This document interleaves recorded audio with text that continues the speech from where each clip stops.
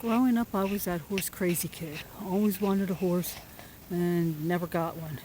Of course, looking back on it, I know in all probability my parents could not have afforded it. I was the youngest of four. We lived in the middle of town, and there were more important things to spend money on, like food and clothes, mortgage, things like that. So, yeah, I didn't get my horse. But I had my dreams about what my farm was going to look like. And of course, it was going to include a traditional barn. Then as I got older, I learned more about horses and keeping them and started to develop a better understanding of what I needed and how my farm was going to look. So I've pretty much gotten to where now I know what I'm going to do with my farm when I get one. But in order to maybe give you a better idea of what you can and cannot do for your horses, I'm going to talk about it some. The first thing you need to look at is, where do you live? Let's face it, how you can keep a horse in South Carolina is not necessarily the same as how you're going to keep it in South Dakota. Completely different weather. South Carolina, you have to worry about hurricanes, tornadoes. Don't know if you have to worry about any tornadoes in South Dakota, but you're sure not going to get your hurricanes. Of course, you can get blizzards. So that's something that you have to take into account. How are you going to protect your horses from the weather? And another thing you have to take into consideration is the horse itself. If you're somebody that's showing a horse all year round, has it shaved, yeah, you're probably going to be wanting to keep it in a barn all night. So most horse barns that I've seen are specifically made for horses. Now you do of course have barns that have been converted for use for horses and may not be the best. But if you're building something and it's specifically for horses, it's going to have stalls. Hello, Licorice. You fat thing. And I have seen horses kept that way. I had a center aisle, had stalls on either side, and that is definitely one way that you can keep horses. And some people prefer that. Of course, if you're keeping horses that way, it means you're locking them up at night. And if you're locking them up at night, then that means that you're going to have to clean the stalls. And you're going to be using either shaving or you're going to be using straw in all probability. So that is definitely one way that you can keep horses. That had been my original plan. And I'd even thought at one point in time of having each stall having its own little pasture so that each horse would be able to get out during the night if they wanted and not have to worry about fighting with other horses. And you might, with a barn like that, have a specific spot for hay. Of course, the one thing you have to worry about that is if the hay wasn't cured properly, it can spontaneous combust. And then you burn your barn down and lose the horses. And I have to admit, I am not a fan any longer of a traditional barn. For that very reason, I have heard of people that have lost their horses to a fire. And I lost friends when I was a kid to a house fire, and it's not something I want to go through with anybody that I care about or animals. Now, another way that you can keep your horses is what's called a shed row. A shed row is similar to a barn, except for it only has the stalls on one side. They're all in a row.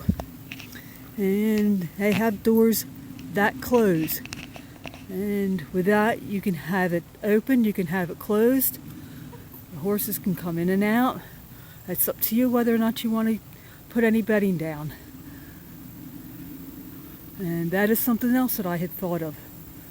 But then, when I moved the horses down in here, of course, I've got the run-in. Now, I did have to do some converting to this, but with the run-in, it's basically one big space. Horses have access to it 24/7. It's raining, they can come in. It's nice out, they can go out. I did do a little bit of converting because you can get a lot of sun from this direction. It faces south, and they didn't really have a whole lot of shade. So a run-in is something also that you can do. Now for me, what I figured is going to work best is a cross between a shed row and a run-in. I like being able to separate the horses into separate stalls for feeding. Right now I'm just using gates because this is not my property. I'm not going to be spending a whole lot of money. I want to be able to have the flexibility though of closing them in.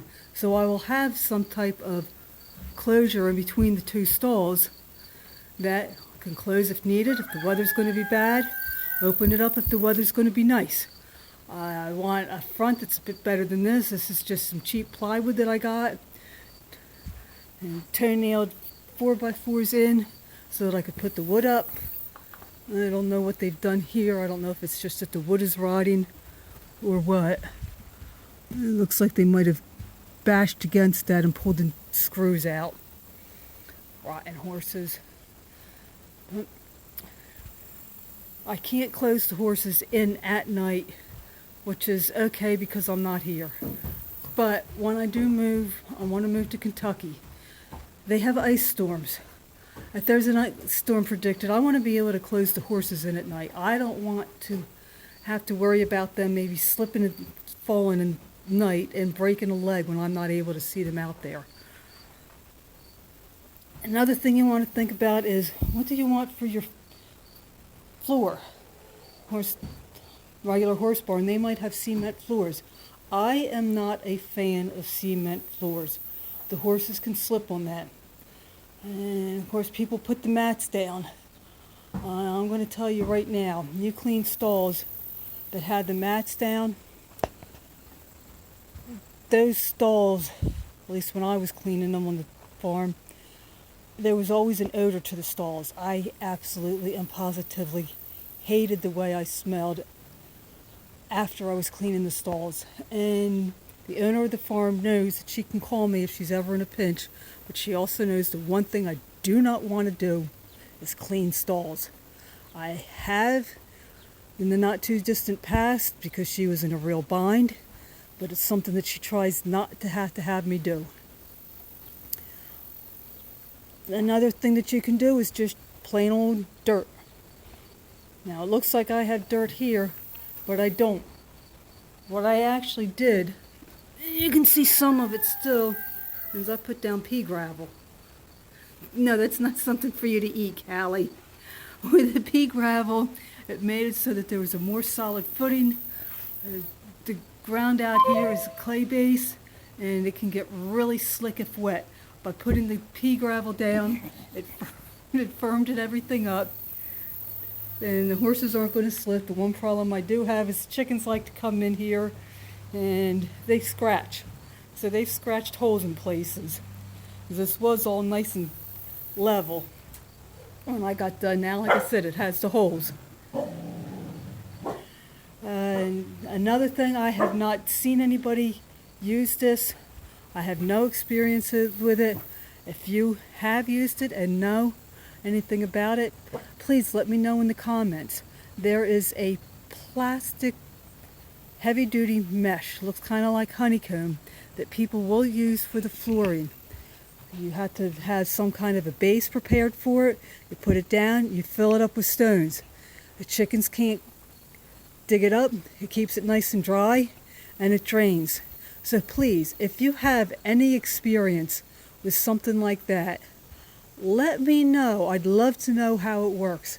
Now, the one thing I would recommend, no matter what you decide you want for shelter for your horses, I would recommend having some sort of overhang that comes out more than this. When I was working at the horse farm, she had a big problem if it was really windy and raining out and she had the windows open or the stall doors only halfway open. The rain would just get blown right into the stalls, and then they'd be soaking wet, and she'd have to replace all the shavings. I come out here to feed and it's pouring rain. I have a problem getting from stall to stall without getting soaked. Plus, by having some sort of an overhang, it gives your horses additional place for shade.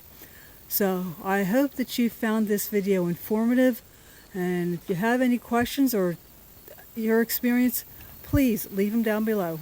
Thank you. Have a nice evening, and God bless.